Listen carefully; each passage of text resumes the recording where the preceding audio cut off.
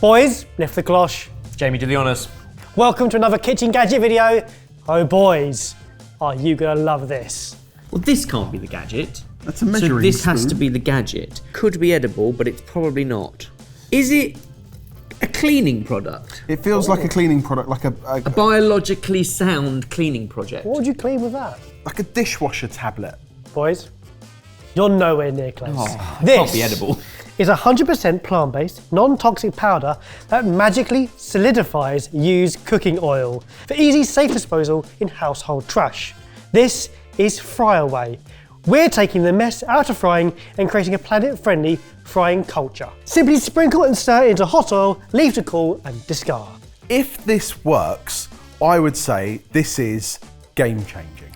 Yes, because somewhere like this in the studio, we probably use a little bit more oil than the average home cook. And we therefore have a huge, great big barrel we collect it in. And once a quarter or year, they come and collect it at a professional setup. At home, you have to take it to the dump and put it in the special used cooking oil section. You cannot put it in the bin, dribbly. Yep. Issue. Okay, can we heat up some oil and try it? Well, of course we are. So boys, you've just finished making your donuts or your chicken wings. Please, fry away. Sprinkle 1 scoop. Per cup of oil. So we've got about a litre in there, so we have 4 cups. Allow the oil to cool completely and then scoop hardened oil directly into household garbage or organic waste bin. You got one of those. That's one. 2. 2 of those.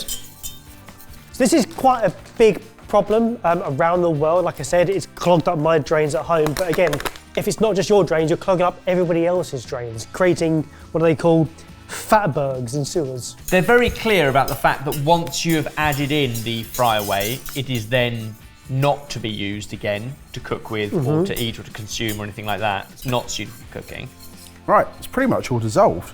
As a product, it's really caught people's attention. Not only was it on Shark Tank, on social media, it's kind of going viral. It's a bigger problem than I think we all imagine. A relatable problem, but it's Yeah. a boring problem, which is why It it's is. not something you bring to work and talk about over the coffee machine. That said, I do think we probably deep fat fry a lot less now than perhaps we used to, and certainly a lot less in the UK than in other cuisines around the world. Well, that's going to take a bit of time to cool down, so shall we speed up some time and see how it does? Yep. No, that's not how it works. No, honestly, just do that and it works. Every time, ready, look. It's now at room temperature, and it looks like it's set. Properly, like properly set. I'll turn it out. Like absolutely set. Absolutely set. Have you had a look in there? Look in there. Is it easy now to get out? It's the kind of thing you can put on a spoon and serve as a poker face challenge. Look at that. No denying that's not going to fall through any holes in your bin liners. Wow. You can't now use this, but in terms of disposing it, it is now much better state to do so. It's completely jellified it. That is a large amount that we shouldn't be putting in organic waste anyway. So it still needs taking to the place that recycles used cooking oil. As normal home cook, that I find appeals to me, but it appeals me to bin it. I would now put that in the bin. The packet says to put it in your organic waste. Yeah. And I think in small amounts, when you're scraping the little bit of bacon fat you've got in your pan or the little bit of oil, like that can go in organic waste. Large volumes should be recycled and disposed of responsibly. But how much would you pay for that packet? So it says there you get 20 cups 20 of oil. cups of So I oil. reckon if you've just got a cup of oil you're trying to get rid of, I think that's the solution. If you are doing like a gallon, this is his other measure, then I think it's an easy way to transport it. I think that is £10 a bag. It's strange. Again, you've never bought anything like this before, have you? No. See, there's no This is reference. a Got new absolutely no cost. comparison. This isn't replacing something. This is adding cost. I think it's probably £10. It's a fair stab. I'm going to go 14 quid because I think they're probably leaning on the planet-friendly eco, be responsible, and they're going to charge a bit more for that. Would it change your mind if I told you it was £21.99? So you're adding in just over an extra £1 to dispose of a cup of oil, or 4 quid to do that. So that's cost us £4, which is more than the cost of the oil. Which is a shame because it might be worth that in the materials and what it's doing for the planet and stuff, but it's a lot of money, it's an extra cost. It's very clever. I think we all dispose of oil incorrectly currently, so sticking to that is not a solution. I'm not sure that is either. Maybe we just need to fry less at home and leave it to establishments that have regular collection of dirty oil that actually filter it, clean it, and reuse it and deliver you back the clean oil. The question is it a fry-away success, or are you tipping it down the drain? I'm not doing tip it the down latter. the drain. Do not do that. Answer But I'm the not question. sure it's a fry-away success yet at that cost, and you're still left with something to dispose of. The concept is a throwaway success. It works really, really clever. well. Let's find a way to make it more accessible to more people. Boys, this is gadget gold. Lift it. No. Oh! It's a drill. Hang on a minute. It looks like a cordless drill. So you want to push the hand on him. That's safety. Now top button. What are you... Is it to trim your herb garden? It looks like the front of a lawnmower. That's some dangerous manscaping, Ebbers. Let me explain what's happening. That front lever, if you look at the front of the cobweb harvester, it grips the thing at the front, and the top button then pulls it through. Isn't there a name of it on it? Fishskinner.com. Oh my word. We don't need one of them. You don't need one of them, I need one of them. What's wrong with a knife and a board? After your next day on the water, let Skinit do all the work so you can enjoy more of your catch. Gone are the days of wrestling with bone and skin removal whilst losing chunks of meat in the process. The Skinit electric fish skinner will forever change fish cleaning. It's very much been designed as a power tool looking thing in a way that I imagine it didn't need to, but is therefore trying to reach a certain market of person. Well, I can only presume you've got us some fish. Kush has been shopping. We have some fish. Goodness gracious. Right, Jay, you're going first. Yep. Boys, Skinit. Now, we've scanned the QR code and it shows us a video to get rid of the belly fat. This actually hasn't got any, so you don't need to go in that way. You just go in that way from the head side up. I'm locked in. Now reverse it. Oh, God. Also, I feel like I could have chewed this off cleaner. No, that's not what we wanted. Maybe it's not left-handed, Jay. I'm using my right hand. Done a pretty good job of the skin. It's not left much flesh on it. It has chewed this up a bit. I mean, it's not as clean as with a knife, but it was idiot-proof. It was quick. And that. Right. Forward, reverse. There you go. Oh, It chews the fish. There must be a techers to this that we're not quite grasping yet. So I tried less that time, but we're still getting the skin caught up in the roller. Should we go really big? got the skin. Go. Yes. Oh no. Yes. Oh no. Yes. Oh no.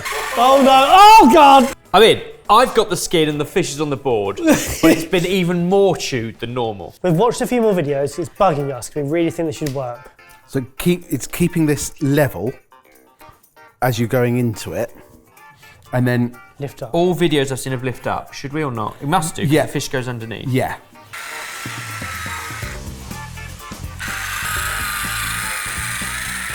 Better. Better.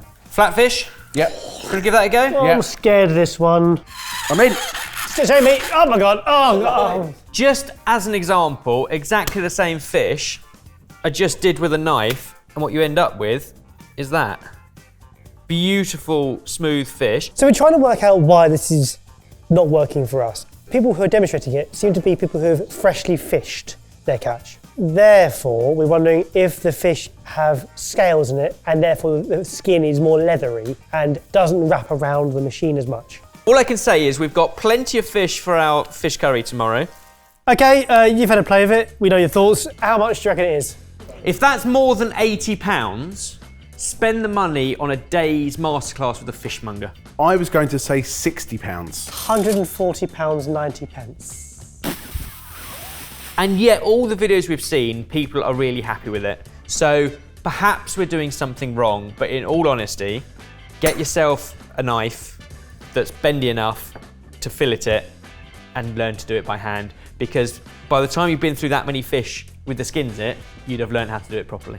So boys, are you against Skinit or you for Skinit? That was all Mike. That was all Mike. I'm gonna be honest, I am against it. I really wanted to be for Skinit, but I just can't. I'm giving that one to Snip. Yeah. Right, next gadget. Redeem yourself. I'm not sure I can. Lift the claw. Oh, It's a grater. it's a multi peeler. 4, but it's got these slicey teeth things. This is the 4-in-1 veg slicer. The multi-slicer with 4 ultra-sharp bi-directional blades for fruit, cheese and vegetables. It features 8 ultra-sharp precision stainless steel blades, making it the fastest, most accurate slicer in the world. I think Has a it grater attachment, julienne attachment, a waffle and wave insert. Well, should we try it? Yeah. Yeah. Am I just gonna go for it? I think so, yeah, go for it.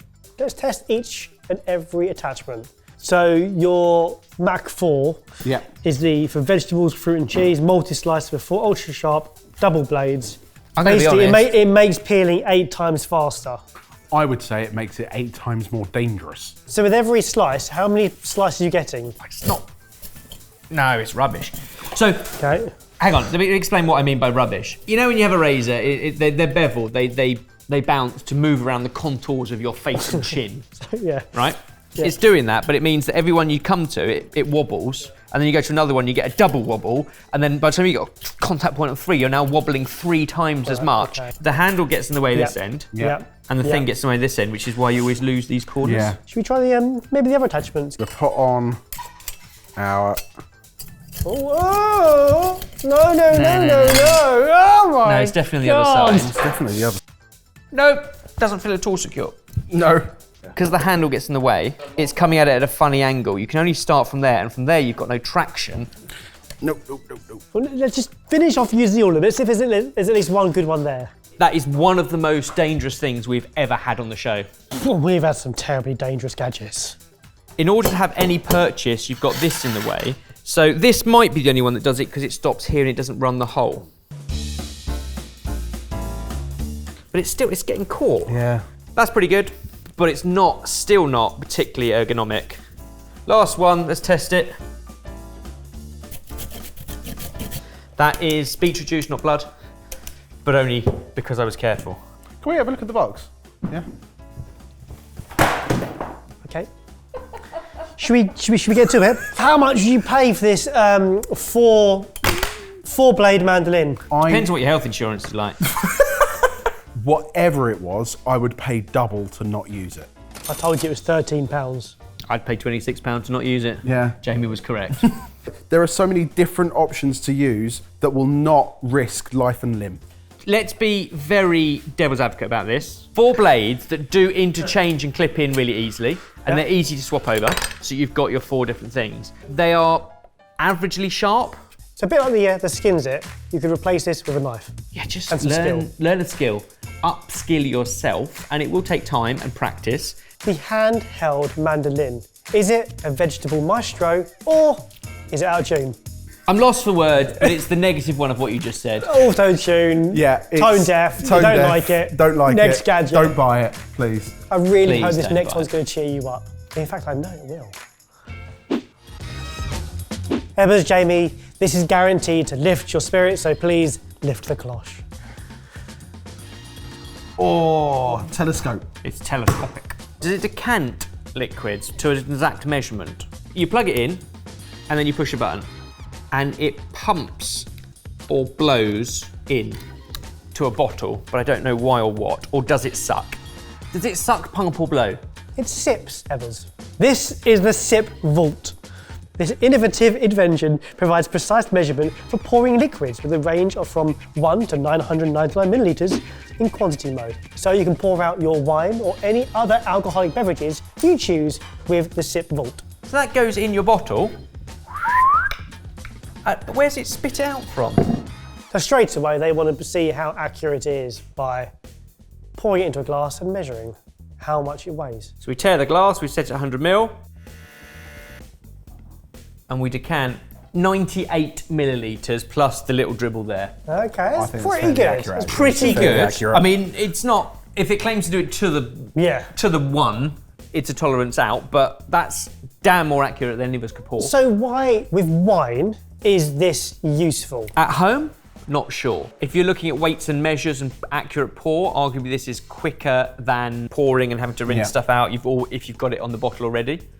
I think when you're in a bar or a pub, measures are important because you're looking at by law. Is it helpful for measuring out cocktails? You want 25 ml of this, 40 ml of that, and 50 ml of this in a measure for a cocktail.